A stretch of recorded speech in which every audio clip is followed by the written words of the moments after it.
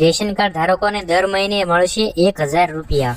જેમ કે આ એક ન્યૂઝ ચેનલ છે એબીપી અસ્મિતા, જે ગુજરાતની ટોપ ન્યૂઝ ચેનલ છે, તો એને પણ સમાચાર આપ્યા છે કે રેશન કાર્ડ ધારકોને દર મહિને મળશે 1000 રૂપિયા।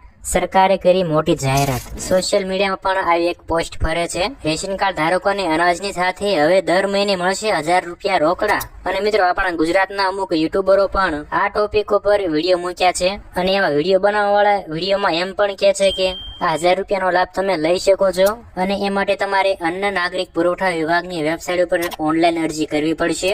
તો એ ઓનલાઈન ફોર્મ ભરવા માટે તમારે આધાર કાર્ડ, રેશન કાર્ડ, ચૂંટણી કાર્ડ, બેંકની પાસબુક અને આવકના દાખલાની જરૂર પડશે। તો મિત્રો, આપણા મોબાઈલમાં આપણે આ વેબસાઇટ ખોલીશું। ગૂગલમાં સર્ચ કરવાનું FCS ગુજરાત, એટલે આ વેબસાઇટ આવશે, આપણા ગુજરાત સરકારની અન્ન નાગરિક પુરવઠા વિભાગની વેબસાઇટ। અને આ વેબસાઇટમાં આ યોજનાનો ઓપ્શન છે એમાં જવાનું કહે છે, અને તેમાં ઓનલાઈન ફોર્મ ભરવાનું કહે છે। તો મિત્રો, હું એ ઓપ્શનમાં ગયો, એ ઓપ્શનમાં બીજા ઓપ્શન ખોલ્યા, તો એક પછી એક બધા ઓપ્શન ચેક કર્યા।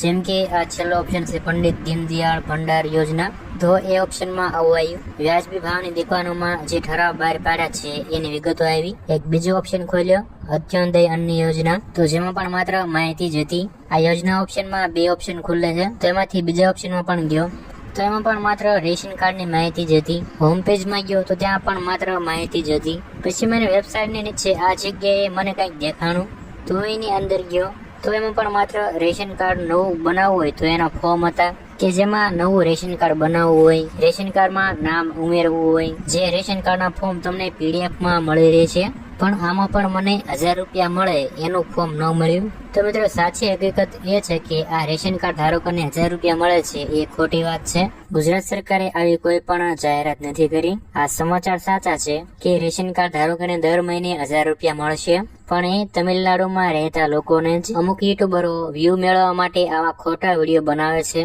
તો મિત્રો, એવા વિડીયોની વાત અમલમાં લેતા પહેલા એની વિગતવાર માહિતી જાણો। તો મિત્રો, મારો આ વિડીયો તમને ગમ્યો હોય તો વિડીયોને લાઈક કરજો, અને આ વિડીયો વધુમાં વધુ શેર કરજો, કે જે લોકો પણ અફવાથી દૂર રહે, તમારા વોટ્સએપ ગ્રુપમાં મોકલજો, અને હા, ચેનલને સબસ્ક્રાઇબ કરજો।